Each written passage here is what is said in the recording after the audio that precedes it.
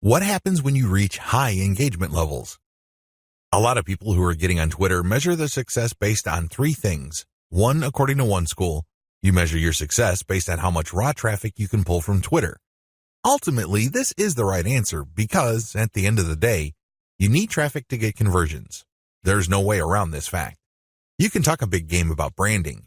You can talk a good game about becoming an authority. This is all well and good, but until and unless they translate to real traffic, you're not going to make money. You have to get real visitors to make money on the internet. But using this metric as your sole metric is going to be a problem. Why? Normally, you have to build a very high level of engagement and high level of authority for you to get a sizable volume of direct traffic from Twitter. The good news is that the traffic that you do tend to get would be qualified traffic. These are people who are not curiosity seekers. These are people who have nothing else better to do than to click random links. These are usually people who are interested in whatever it is you are saying, and by extension, whatever it is you are promoting. Another way to measure success on Twitter is the number of retweets you get. Again, this is good because it ultimately leads to traffic. However, in itself, it doesn't really lead to much. The same applies to people clicking the heart button that they like your stuff. They favorite your stuff. That is all good. It definitely is a great boost to the ego. But until it translates to traffic, it's really not worth much. Here's my answer. The obvious answer, of course, is traffic. But before we get to traffic, focus on engagement level. Try to get your engagement levels up. This means people are paying attention. This means people view you as an actual credible and authoritative expert. This means influence. If you have high engagement levels, a lot of things open up for you. These are tremendous opportunities that can take your business to the next level. First, you can pitch influential Twitter accounts for guest posts. If you get a lot of engagement from their accounts and then they're constantly retweeting you and constantly clicking the heart icon, and it means that they become your fans, this is an indication that there is an actual organic community that grew up around your content. This is a good thing, but just by itself, it doesn't really mean much. You have to convert it. You have to transform it into a usable form in one of the most useful forms of this. Usual payouts of this level of influence with influencers are to pitch them for guest posts. Now, of course, this means that they have to have a blog that's credible and has great SEO value in their niche. But assuming that's true, pitch them for guest posts. Don't be shy. It doesn't hurt to ask if they say no the first time. Continue to engage with them. Be a buddy. Challenge them. Test them. Earn their respect some more, and then pitch them again. Keep pitching until you get that guest post.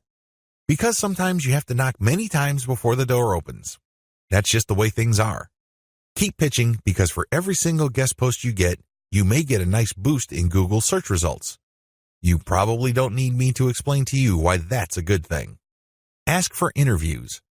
There are many influential people on Twitter that are either top dogs in organizations in your niche or they know people. Either way, when you get interviewed for a variety of reasons, you have arrived in your niche. Let's put it this way. They're not going to interview worthless people. They're not going to interview people who have no credibility. Why? Well, they respect their own credibility. They want to protect whatever status they have. One of the worst ways to do that is to interview people with no credibility. They want to build up. So, the fact that they're interviewing you signals to whoever respects them that you are worthy of respect. It signals to people that you are credible, that you are worth following. It tells people in so many ways what you have to say counts for something. This is a big deal. How come? You can leverage this interview that you've got as proof of your expert status. You can then contact influential publications in your niche to get backlinks. You can contact the networking groups, symposiums, and conventions to get speaking opportunities. You can always point to the fact that you got interviewed by these highly credible places. Another advantage you can get when you put in the time to manually engage with truly influential people involves blogging roundtables. Blogging roundtables are basically group interviews. The person holding the roundtable would come up with a general topic. For example, they're talking about general SEO trends in 2018, and then hit up a large number of people for their interviews, knowing full well only a small fraction would respond. If you get invited to turn in your feedback, you get a nice link. Imagine if the Blogger Roundtable was being held on the premier website in your niche. Again, it doesn't take a genius to figure out the dynamite SEO potential of this opportunity. Build a high-influence retweet circle. This final benefit escapes a lot of marketers. In fact, even Twitter marketers may be completely blind to this. This is one of the biggest benefits of manual engagement with influential people on Twitter can ever deliver. When you get these people to think that you are credible and that you are an expert in your own right. Eventually, you can count on some of them to automatically retweet your stuff. This is a big deal.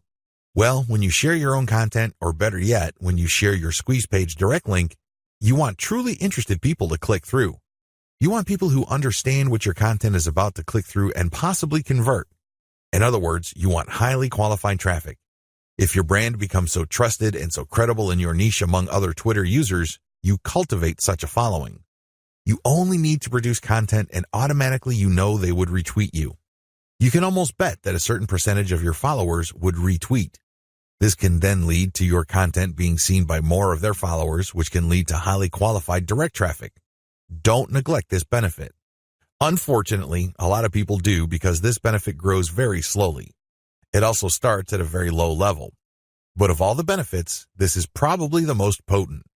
Unfortunately, it also takes the most time, effort, and attention to detail. However, if you properly cultivate this, the direct traffic benefits and conversions you would get from being a part of a retweet circle will outweigh and will pay for all your costs. You can take this to the bank.